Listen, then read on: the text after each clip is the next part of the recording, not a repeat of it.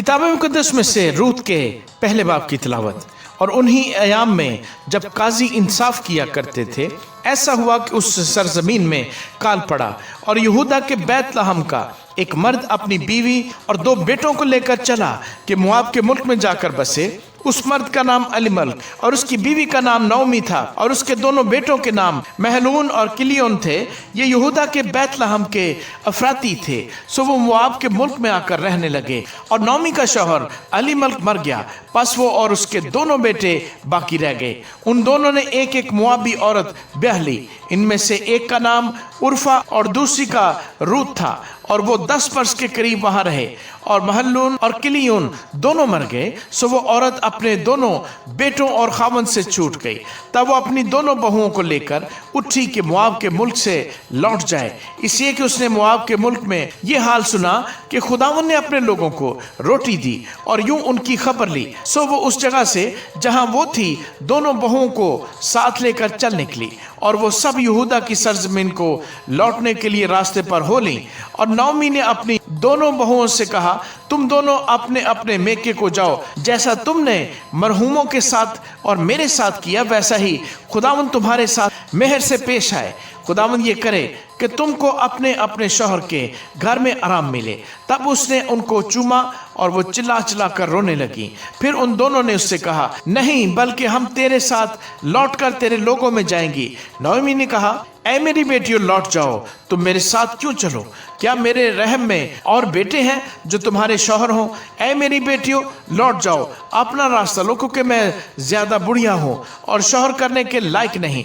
अगर मैं कहती कि मुझे उम्मीद है, बल्कि अगर आज की रात मेरे पास शौहर भी होता और मेरे लड़के पैदा होते, तो भी क्या तुम उनके बड़े होने तक इंतजार करती और शौहर कर लेने से बाज रहती? नहीं मेरी बेटियों, मैं तुम्हारे सबब से ज्यादा दिलगीर हूँ, इसलिए कि खुदावंद का हाथ मेरे खिलाफ बड़ा हुआ है। तब वो फिर चिल्ला चिल्ला कर रोई और उर्फा ने अपनी सास को चूमा, पर रूत उससे लिपटी रही। तब उसने कहा, देख, तेरी जेठानी अपने कुंबे और अपने देवता के पास लौट गई, तू भी अपनी जेठानी के पीछे चली जा।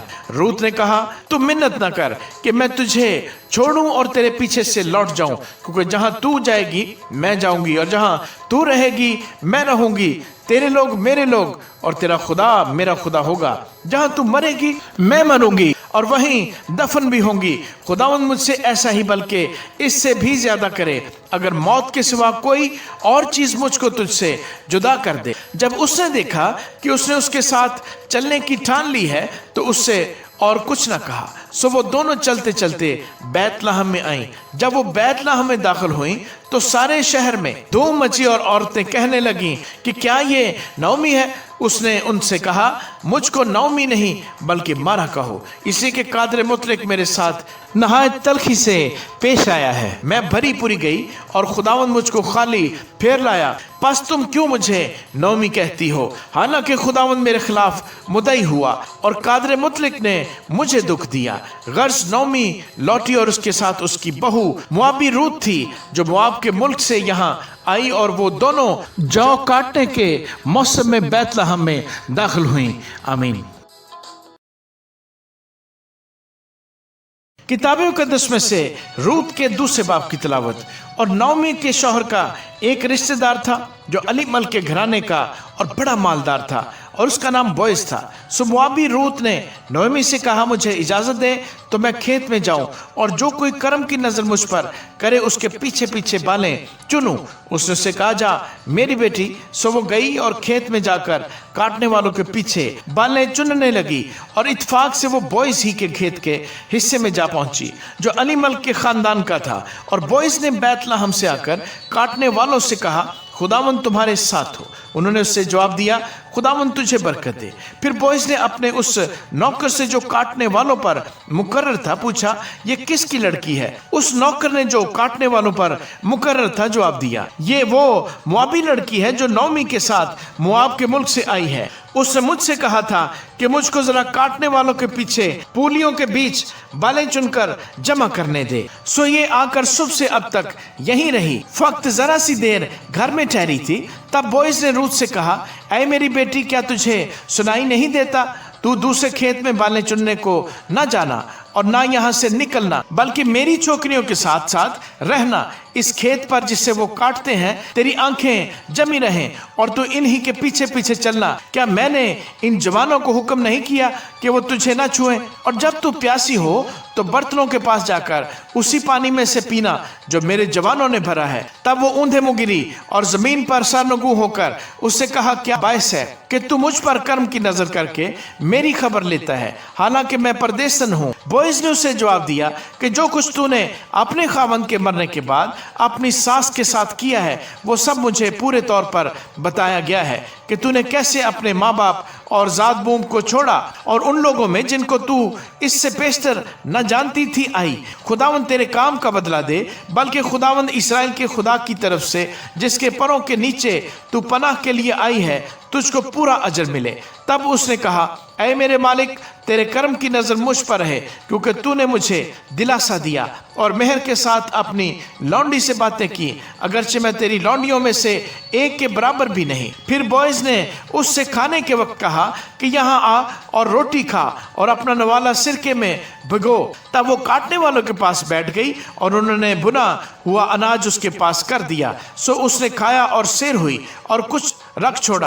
اور جب وہ بالیں چننے اٹھی تو بوئز نے اپنے جوانوں سے کہا کہ اسے پولیوں کے بیچ میں بھی چننے دینا اور اسے ملامت نہ کرنا، اور اس کے لیے گٹھڑوں میں سے تھوڑا سا نکال کر چھوڑ دینا اور اسے چننے دینا، اور جھڑکنا مت۔ سو وہ شام تک کھیت میں چنتی رہی اور جو کچھ اس نے چنا تھا اس سے پھٹکا، اور وہ قریب 1 ایفا جو نکلا، اور وہ اسے اٹھا کر شہر میں گئی اور جو کچھ اس نے چنا تھا اسے اس کی ساس نے دیکھا، اور اس نے وہ بھی جو اس نے سیر ہونے کے بعد رکھ چھوڑا تھا نکال کر اپنی ساس کو دیا۔ اس کی ساس نے اس سے پوچھا، تو نے آج کہاں بالیں چنی اور کہاں کام کیا؟ مبارک ہے وہ جس نے تیری خبر لی۔ تب اس نے اپنی ساس کو بتایا کہ اس نے کس کے پاس کام کیا تھا، اور کہا کہ اس شخص کا نام جس کے ہاں آج میں نے کام کیا بوئز ہے۔ نعومی نے اپنی بہو سے کہا، وہ خداوند کی طرف سے برکت پائے جس نے زندوں اور مردوں سے اپنی مہربانی باز نہ رکھی۔ اور نعومی نے اس سے کہا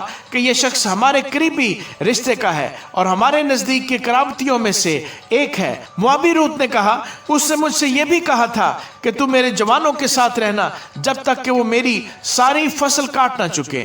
نعومی نے اپنی بہو روت سے کہا، میری بیٹی، یہ اچھا ہے کہ تو اس کی چوکریوں کے ساتھ جایا کرے اور وہ تجھے کسی اور کھیت میں نہ پائیں۔ سو وہ بالیں چننے کے لیے جو اور گیہوں کی فصل کے خاتمے تک بوئز کی چوکریوں کے ساتھ ساتھ لگی رہی، اور وہ اپنی ساس کے ساتھ رہتی تھی۔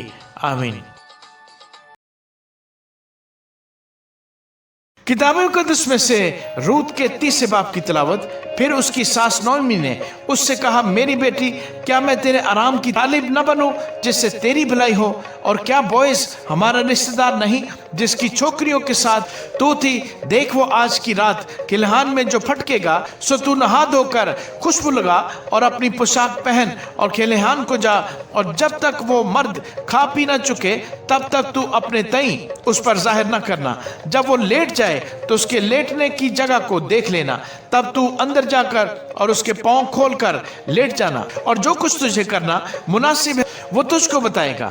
اس نے اپنی ساس سے کہا، جو کچھ تو مجھ سے کہتی ہے وہ سب میں کروں گی۔ سو وہ کلہان کو گئی اور جو کچھ اس کی ساس نے حکم دیا تھا وہ سب کیا۔ اور جب بوئز کھا پی چکا اور اس کا دل خوش ہوا تو وہ غلہ کے ڈھیر کی ایک طرف جا کر لیٹ گیا۔ تب وہ چپ کے آئی اور اس کے پاؤں کھول کر لیٹ گئی، اور آدھی رات کو ایسا ہوا کہ وہ مرد ڈر گیا، اور اس نے کروٹ لی اور دیکھا کہ ایک عورت اس کے پاؤں کے پاس پڑی ہے۔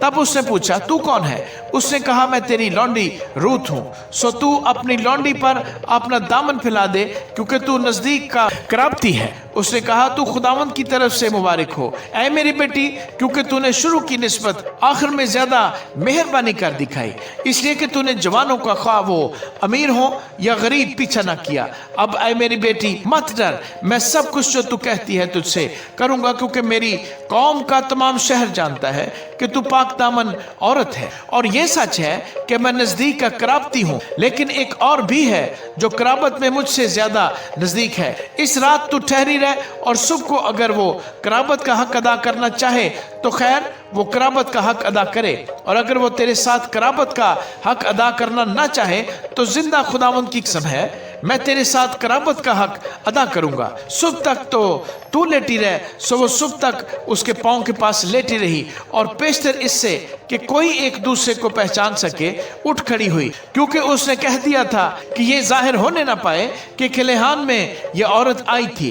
फिर उसने कहा, उस चादर को जो तेरे ऊपर है ला और उससे थामे रह। जब उसने उसे थामा तो उसने जौ के 6 पैमाने नाप कर उस पर लाद दिए। फिर वो शहर को चला गया। जब वो अपनी सास के पास आई तो उसने कहा, ऐ मेरी बेटी, तू कौन है? तब उसने सब कुछ जो उस मर्द ने उससे किया था उसे बताया, और कहने लगी कि मुझको उसने ये 6 पैमाने जौ के दिए, क्योंकि उसने कहा कि तू अपनी सास के पास खाली हाथ न जा। तब उसने कहा, ऐ मेरी बेटी, जब तक इस बात के अंजाम का तुझे पता न लगे तो चुपचाप बैठी रह, इसलिए कि उस शख्स को चैन न मिलेगा जब तक वो इस काम को आज ही तमाम न कर ले। आमीन। किताब मुकद्दस में से रूत के 4 बाब की तलावत। तब बोएज फाटक के पास जाकर वहां बैठ गया, और देखो, जिस नजदीक के कराबती का जिक्र बोएज ने किया था वो आ निकला। उसने उससे कहा, अरे भाई, इधर आ और जरा यहाँ बैठ जा। सो वो उधर आकर बैठ गया। फिर उसने शहर के बुजुर्गों में से 10 आदमियों को बुलाकर कहा, यहाँ बैठ जाओ। सो वो बैठ गए। तब उसने उस नजदीक के कराबती से कहा, नोमी जो मोआब के मुल्क से लौट आई है, जमीन के उस टुकड़े को जो हमारे भाई अलीमल का माल था बेचती है। सो मैंने सोचा कि तुझ पर इस बात को जाहिर करके कहूंगा कि तू इन लोगों के सामने जो बैठे हैं और मेरी कौम के बुजुर्गों के सामने उसे मोल ले। अगर तू उससे छुड़ाता है तो छुड़ा, और अगर नहीं छुड़ाता तो मुझे बता दे, ताकि मुझको मालूम हो जाए, क्योंकि तेरे सिवा और कोई नहीं जो उसे छुड़ाए, और मैं तेरे बाद हूं। उसने कहा, मैं छुड़ाऊंगा। तब बोएज ने कहा, जिस दिन तू वो जमीन नोमी के हाथ से मोल ले तो तुझे उसको मोआबी रूत के हाथ से भी, जो मुर्दा की बीवी है, मोल लेना होगा, ताकि उस मुर्दा का नाम उसकी मिरास पर कायम करे। तब उसके नजदीक के कराबती ने कहा, मैं अपने लिए उसे छुड़ा नहीं सकता, ता ना हो कि मैं अपनी मिरास खराब कर दूं। उसके छुड़ाने का जो मेरा हक है उसे तू ले ले, क्योंकि मैं उसे छुड़ा नहीं सकता। और अगले ज़माने में इसराइल में मामला पक्का करने के लिए छुड़ाने और बदलने के बारे में मामूल था कि मर्द अपनी जूती उतार कर अपने पड़ोसी को दे देता था। इसराइल में तस्दीक करने का यही तरीका था। सो उस नजदीक के कराबती ने बोएज से कहा कि तू आप ही उससे मोल ले ले।